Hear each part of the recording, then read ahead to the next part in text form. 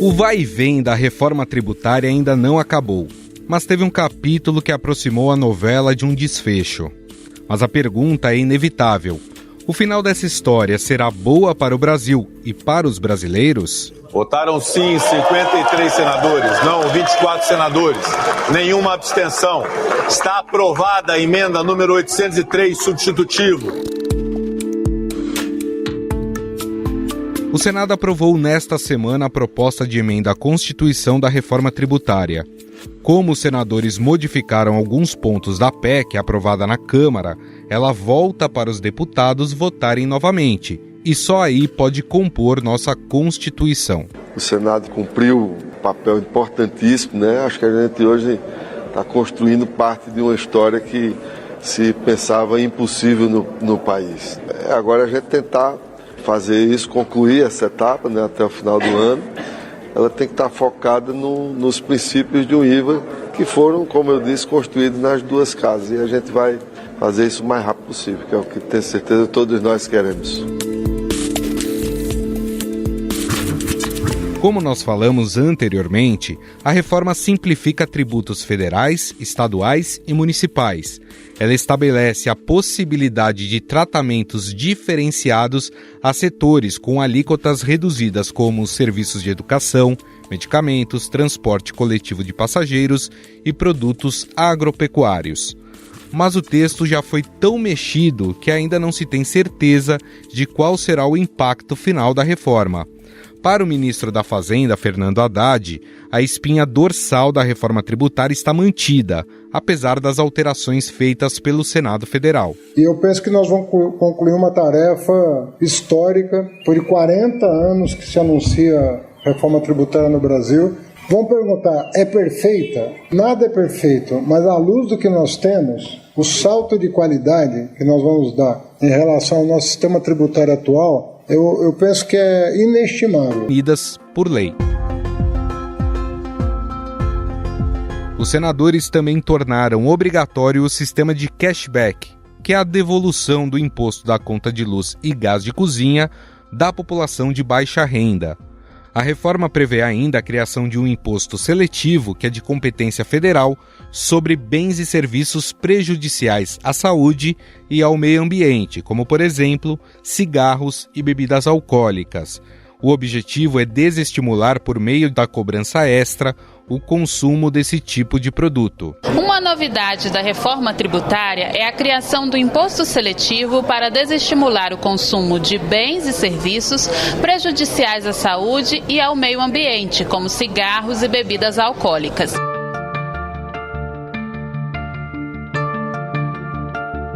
O texto mantém as alterações propostas na Câmara a respeito da cobrança de imposto sobre a renda e patrimônio, entre elas o IPVA para jatinhos e iates e a tributação sobre heranças. O senador Eduardo Braga, do MDB do Amazonas, costurou também uma mudança na criação do Fundo de Desenvolvimento Regional, que foi turbinado a pedido dos governadores. O FDR terá o objetivo de reduzir a desigualdade regional e social com a distribuição de recursos da União a estados e ao Distrito Federal.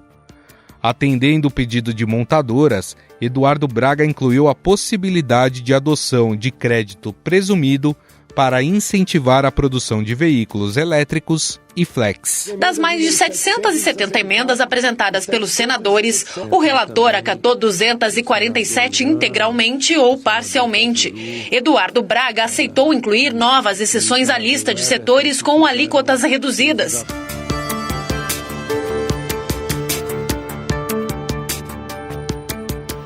Mas o que tudo isso vai impactar diretamente na nossa vida?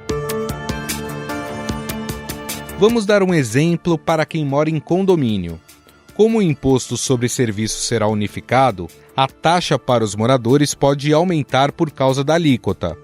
A estimativa é que o valor condominal possa subir entre 2% e 6% por causa do aumento de impostos, por exemplo, em serviços de vigilância.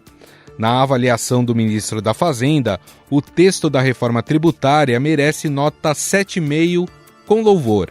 Para Haddad, a PEC não alcançou 10 por conta dos acordos que precisavam ser feitos para aprovar a matéria. Nunca tivemos uma reforma tributária em regime democrático, o que demonstra e denota um esforço, eu diria, descomunal. Todo mundo para chegar a um texto que, eu dizia, ele não é nota 10, mas ele vai transformar um sistema tributário que é nota 2 em alguma coisa que possa ser admirada por investidores e trazer mais investimentos para o Brasil. Para entender melhor esses pontos da reforma e o impacto na vida das pessoas, nós vamos conversar agora com a repórter de Economia do Estadão, Bianca Lima. Tudo bem, Bianca? Tudo jóia. E você, Gustavo? Tudo certo. Bom, para quem não está acompanhando, nós tivemos a aprovação nessa semana no Senado. No entanto, alguns itens foram modificados, por isso que o texto agora volta para a Câmara. O que dá para a gente apontar como de mais importante que foi mudado pelo Senado? Olha, Gustavo, vamos lá. A gente já tinha na aprovação da proposta na Câmara dos Deputados, já tinha havido uma ampliação bastante expressiva ali das exceções, das excepcionalidades, né? Aqueles segmentos que ficam ou com alíquota reduzida ou então ficam inseridos naqueles regimes diferenciados. Isso voltou a se repetir no Senado Federal, principalmente ali na reta final da votação. A reforma foi aprovada por um placar apertado, né, 53 votos favoráveis, sendo que o governo precisava de 49, então foi necessário ceder bastante ali na reta final para conseguir angariar o apoio político. Então a gente teve, por exemplo, a inclusão do setor de eventos na alíquota reduzida, foi acatado pelo relator, senador Eduardo Braga, ali nos 45 do segundo tempo.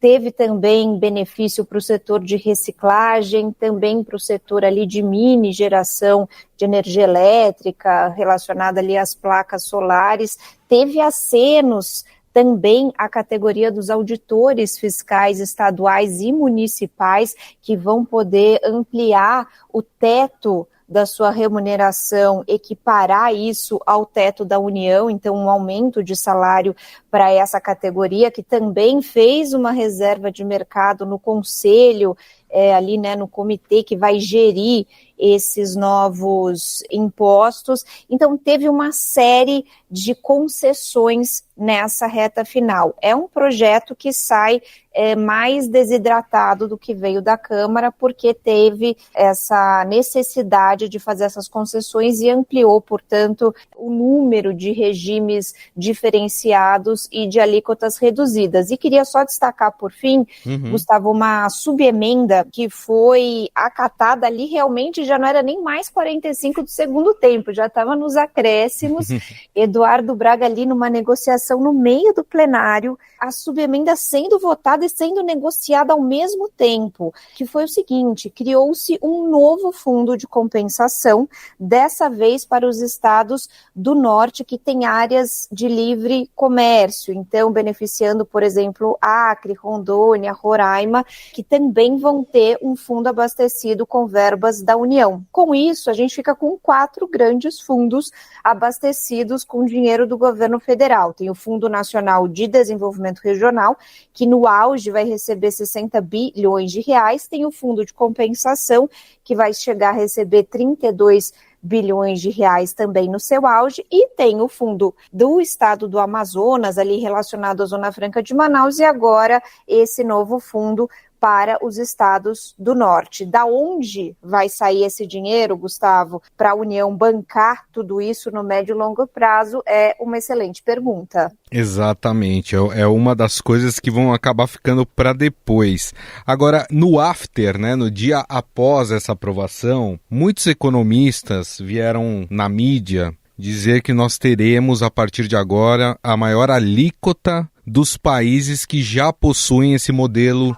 De fato, isso é um consenso, que a gente vai ter uma alíquota maior do que esses países? Olha, Gustavo, quando a gente olha os números da OCDE, que é a Organização para a Cooperação e Desenvolvimento Econômico, de fato, o Brasil figuraria, se tiver mesmo um IVA de 27,5%, como indica estudo do Ministério da Fazenda, o maior IVA do mundo. Agora, tem algumas questões que eu acho que a gente tem que ponderar que são importantes e que até a equipe econômica bate bastante. É o seguinte, hoje a gente já tem uma tributação muito elevada sobre o consumo de bens e serviços. O Brasil já tributa muito bens e serviços. Até se fala que a tributação aqui no país é extremamente regressiva, acaba pesando mais sobre os mais pobres do que sobre os mais ricos, porque a gente tributa muito o consumo e tributa pouco relativamente à renda. Só que o problema é que hoje não há transparência. Esses tributos, eles são cobrados em cadeia, é tributo sendo cobrado em cima de tributo, não se sabe efetivamente o quanto se paga. Portanto, essa reforma, ela vai trazer uma transparência para o consumidor e aí essa carga muito elevada, ela vem à tona. Claro, ela poderia ser menor? Certamente. A gente acabou de falar que houve a inclusão de uma série de setores nas exceções. Se alguns setores pagam menos e a carga tributária, no fim das contas, vai permanecer a mesma, é uma conta matemática muito simples. Se alguns pagam menos, outros pagam mais. Então, aqueles setores que não tinham um lobby tão forte, uma articulação tão forte dentro do Congresso Nacional e ficaram de fora dessa lista de benefícios, inevitavelmente vão pagar um IVA maior e ali na média a gente teria esse IVA de 27,5%. Mas isso, outra observação importante, esse estudo do Ministério da Fazenda foi com base no texto anterior, o texto que chegou no Senado Federal. Agora tem que fazer todo um novo cálculo para embutir, colocar, acrescentar todas essas exceções na conta. Com certeza a gente já está num patamar, então, superior a 27,5%. É claro que quem está nos ouvindo fica pensando sobre o impacto que isso terá na sua própria vida, nas suas coisas do cotidiano. Parece que o setor de serviços vai ser muito impactado por essa reforma tributária. Por exemplo, um serviço de vigilância, e a gente sabe que os condomínios contratam serviços de vigilância, isso pode acabar encarecendo a taxa condominal. Dá para a gente fazer essa relação que o setor de serviços, de fato, vai acabar pesando no bolso do brasileiro? Gustavo, esse setor foi e continua sendo um dos principais críticos à reforma tributária. O que eles alegam? Que essa reforma vai ser muito benéfica, sobretudo para os setores que têm uma longa cadeia de produção, então principalmente os setores industriais, porque eles conseguem se creditar dos impostos que são cobrados nas etapas anteriores, e isso acaba desonerando a cadeia como um todo. Qual que é o problema? O problema é que o setor de serviços, ele não tem uma longa cadeia, ele presta o serviço diretamente ao consumidor final. O grande custo do setor de serviços é a mão de obra, porque é o segmento que mais emprega hoje no país. Por isso, aquela pressão muito forte do setor de serviços por uma desoneração da folha de pagamentos, que certamente vai ser um assunto em discussão logo na sequência que essa reforma sobre o consumo for finalizada. Então, sim, de uma certa maneira, de um certo lado, o setor tem razão, porque ele não consegue se creditar tanto quanto a indústria, mas o que também se coloca é que essa reforma, de uma forma geral, tem o potencial de gerar um crescimento para o país, na medida em que, apesar das exceções, apesar de não ter sido a reforma ideal, ter ficado, aliás, distante da reforma ideal, ainda assim vai trazer uma simplificação, ainda assim vai desonerar o investimento e a exportação, e isso traria um crescimento para o país. Se o país cresce, o setor de serviços se beneficia, também cresce mais, também lucra mais, e acaba, no fim das contas, sendo benéfico. Mas sim, o segmento ele tem uma razão de se colocar ali com preocupação em relação à reforma. Agora, Gustavo, muitos segmentos dentro do setor de serviços, que é um setor muito amplo, foram atrás da sua exceção, do seu benefício, e muitos foram contemplados ou na alíquota reduzida ou então no tratamento diferenciado que ficou para ser definido depois na lei complementar, que é aquela batalha que você mencionou que a gente vai ter a partir de 2024. É isso que eu ia te falar. Mesmo se a Câmara aprovar o texto base como veio do Senado, a gente ainda vai ter que aguardar essa lei complementar, porque ela é que vai ditar ali os pontos nevrálgicos, vamos dizer assim, dessa reforma, né? Exatamente, Gustavo, já está contratada uma guerra de foice para essa lei complementar. São vários pontos-chave que ficaram pendentes. Vou enumerar aqui alguns para vocês. Primeiro, o fundo do estado do Amazonas, ligado à Zona Franca de Manaus, e agora esse novo fundo dos estados do Norte, ambos não têm dotação. A PEC não diz quanto efetivamente o governo federal vai colocar nesses fundos. Isso ficou para ser definido na lei complementar. Vai ser uma pressão enorme para que esse aporte seja expressivo. Então, governadores de um lado, governo federal de outro. Outro ponto importante que mobiliza muitos lobbies, cesta básica. Qual vai ser a composição da cesta básica nacional completamente isenta, que vai ter imposto zero? A PEC tentou fechar, tentou restringir um pouco, dizer que são só itens alimentícios essenciais, mas esse puxa-estica, essa negociação já começou a ser feita. O setor supermercadista está em campo tentando garantir a cesta que considera a ideal, incluindo, por exemplo, uma série de proteínas que podem ser questionadas, como, por exemplo, o peixe, né? Se fala muito, cesta básica vai ter salmão, não vai ter salmão. É de fato isso consumido, esse item é de fato consumido em grande escala para as famílias de baixa renda, ou você vai estar desonerando os mais ricos? Outro ponto, como é que vão funcionar todos esses regimes diferenciados? O relator da reforma no Senado, o senador Eduardo Braga, colocou uma trava para a carga tributária, ou seja, você não pode aumentar ali indefinidamente as exceções e os benefícios, porque senão você bate nessa trava. Então, todos esses setores vão ter que brigar dentro desse espaço, para preencher esse espaço até a limitação da trava. E aí, qual setor que vai conseguir pôr ali que é mais essencial, que é mais importante? Ou seja, tem uma série de questões pendentes que vão ficar para essas várias leis complementares que vão começar a ser discutidas já no ano que vem. E só lembrando que antes dessa votação teve uma batalha aí nos bastidores, né? O governo ali negociando, perto dos senadores. Teve uma ação também do ex-presidente Jair Bolsonaro para tentar ali melar essa votação. Aparentemente ele conseguiu um resultado porque a votação foi bem apertada, né? Foi bem apertada. Não foi com folga, trouxe apreensão para o governo e para a equipe econômica, e o governo teve que sair caçando voto, porque colocou ali na planilha e viu que estava muito apertado. Teve que escalar, por exemplo, o vice-presidente e ministro da Indústria, Geraldo Alckmin, para ligar para aliados no Senado Federal e pedir voto favorável.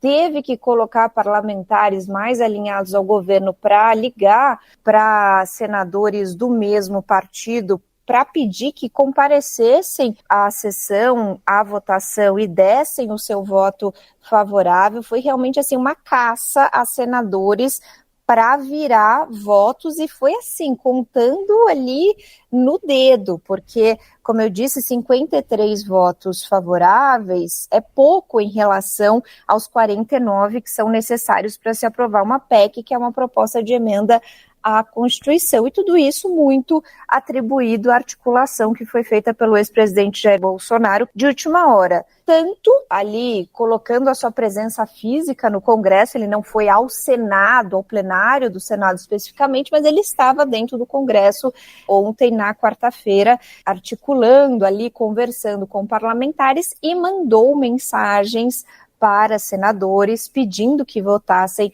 de forma contrária, e usou também o líder da oposição, o senador Rogério Marinho, que é inclusive ex-ministro do governo de Jair Bolsonaro, para regimentar votos contrários dentro do plenário. Até um membro da oposição nos disse o seguinte: Gustavo, foi uma vitória suada, não foi com folga, foi difícil e trouxe apreensão. Ali na reta final, a equipe econômica respirou aliviada, porque por um momento ficou ali na dúvida se de fato daria para passar a PEC. Perfeito. Bom, para a gente encerrar, você falou que a equipe econômica ficou de certa forma satisfeita, e as declarações do ministro da Fazenda, Fernando Haddad, depois da votação, ele disse que a espinha dorsal tinha sido mantida e deu uma nota 7,5 para a reforma. Eu não sei em Brasília, mas aqui em São Paulo, em alguns colégios, 7,5 você não passa de ano.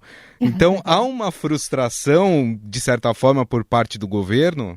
Gustavo, acho que inevitavelmente há, porque o governo teve que ceder bastante, teve que ceder de dois lados. Nas exceções, acolheu uma série de lobbies, era fato explícito, e o secretário extraordinário da reforma tributária, Bernard Api, sempre deixou isso muito claro, que quanto menos exceção, melhor, porque você teria uma alíquota padrão do novo IVA mais baixa e um sistema mais simples, mais transparente, mas a negociação política se impôs. O governo ficou provado, não tem uma base bem estabelecida nem na Câmara e nem no Senado Federal, então teve de ceder muito, e foram criados uma série de regimes diferenciados e uma série de setores foram incluídas nas alíquotas reduzidas, inclusive até profissionais liberais que tiveram um desconto de 30%, e aí a gente está falando, por exemplo, de médicos e advogados. E o governo teve de ceder também na parte fiscal. O governo se comprometeu, Gustavo, a colocar muito dinheiro nos cofres dos estados e dos municípios para viabilizar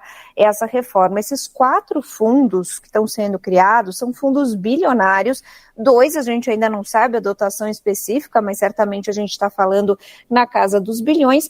E o governo federal vai ter de encontrar uma forma de financiar isso. Até a oposição falava ontem ali no plenário do Senado que são fundos sem fundo, porque a gente não sabe qual que é a fonte de compensação, isso não está explícito na PEC e é um valor elevado. Então, sim, há uma certa frustração, acho que talvez frustração seja muito pesado, mas a sensação de que certamente não é a reforma ideal na visão da equipe econômica. Cedeu bastante, mas o objetivo era aprovar. Era ter essa reforma tributária, era fazer isso andar, e essas concessões foram vistas como necessárias, mas teve um custo e o custo não foi baixo. Perfeito. Bom, nós conversamos com a repórter de economia do Estadão em Brasília, Bianca Lima, que nos trouxe aí um resumão do que foi essa aprovação no Senado da reforma tributária. Lembrando, o texto agora vai para a Câmara dos Deputados.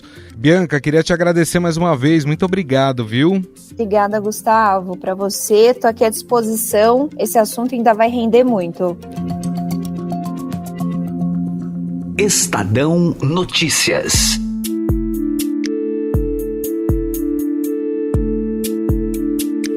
O Estadão Notícias desta sexta-feira vai ficando por aqui. Contou com a apresentação minha, Gustavo Lopes, o roteiro, produção e edição são minhas, de Jefferson Perleberg e Gabriela Forte. A montagem é de Moacir Biasi. Mande sua mensagem ou sugestão para o nosso e-mail podcast@estadão.com. Um abraço e até mais.